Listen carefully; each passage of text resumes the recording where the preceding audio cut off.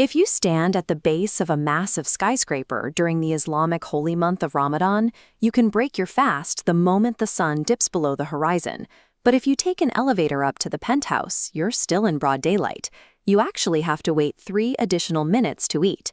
This cross-section of the Earth shows exactly why this happens. It's pure geometry. Because the planet curves, an observer at ground level has their line of sight blocked by the horizon early in the evening. But from a high enough altitude, your line of sight extends much further, allowing you to literally look around the bend of the Earth and watch the sun for a few extra minutes. That specific 3-minute delay is a legal reality for anyone planning to live at the top of the Jeddah Tower in Saudi Arabia. Currently under construction, it is engineered to be the first human structure to reach a full kilometer into the sky, dwarfing Dubai's Burj Khalifa by at least 180 meters. Reaching that altitude means pushing materials and fluorodynamics into a zone where standard architectural assumptions fail. To survive 1,000 meters up, engineers have to rewrite the physical rules of gravity, thermodynamics, and wind at every single floor. Before you can build a kilometer up, you have to secure the base, and Jeddah's coastal geology is difficult.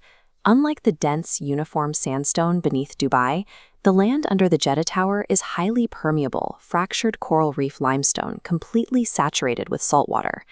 This diagram highlights the engineering solution to that soft ground.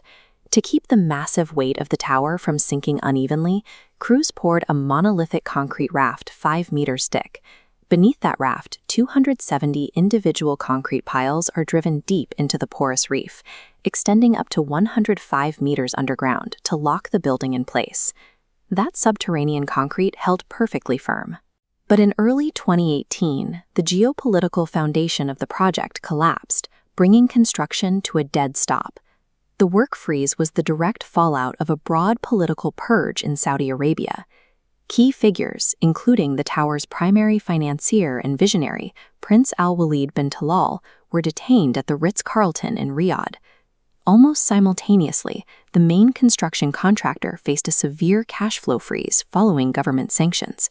The money and the decision-making apparatus simply vanished. For over 6 years, a partially finished 250-meter concrete stump sat totally abandoned on the Red Sea coast. Leaving an exposed structural core in a highly humid, saline atmosphere is dangerous.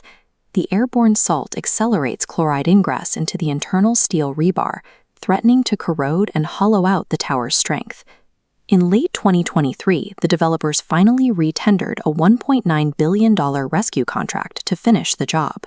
But before they could add another ton of weight, engineers ran deep ultrasonic audits on the exposed floors.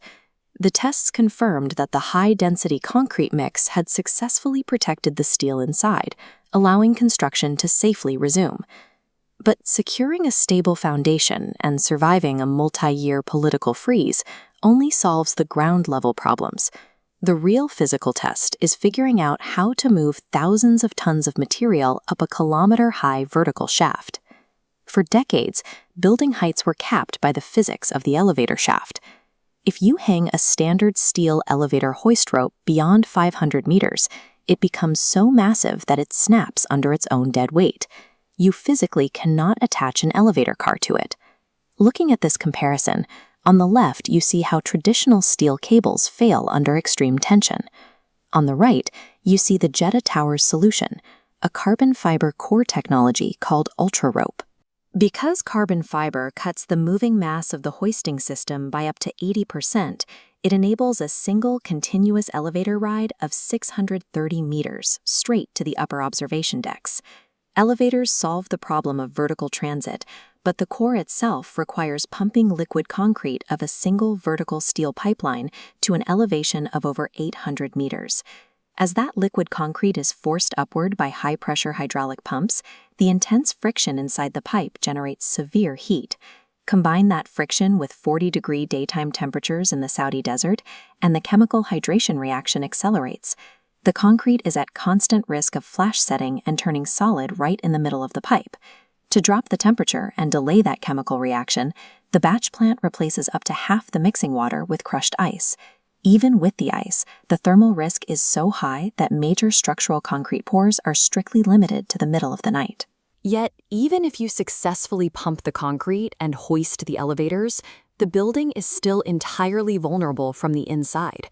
At 1 kilometer tall, the internal atmospheric pressure is strong enough to rip the mechanical systems apart. Notice in this cross-section how the air behaves inside a mega-tall structure.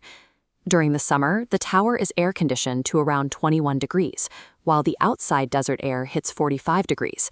That extreme temperature difference triggers the stack effect. Cool air inside the core forces its way violently downward, creating a massive vacuum at the top. If you zoom in on the elevator shafts, you can see how dangerous that downward draft becomes. The resulting pressure differential forces high-velocity airflow through the core. It creates a vacuum seal so tight that elevator doors can completely jam on their tracks, trapping people inside, and heavy pedestrian doors become impossible to push open. To stabilize this internal storm, engineers designed a series of pressurized airlock vestibules and computerized dampers throughout the core. They applied a similar staging logic to the plumbing. Because a kilometer-high column of water generates a downward hydrostatic pressure of 100 bar, enough to shatter standard pipes, water has to be pumped into heavy mechanical gravity brake tanks every few hundred meters to safely step down the fluid velocity. But sealing the air shafts and breaking the water pressure only protects the interior. Outside the glass, the entire structure remains completely exposed to the chaotic, unmanageable aerodynamics of the upper atmosphere.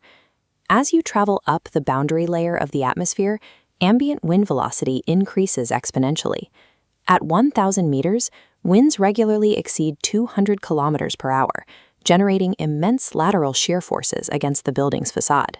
When steady wind hits a flat, blunted surface, like a standard square skyscraper, it splits. This creates alternating low-pressure pockets, called vortices, on the downwind side.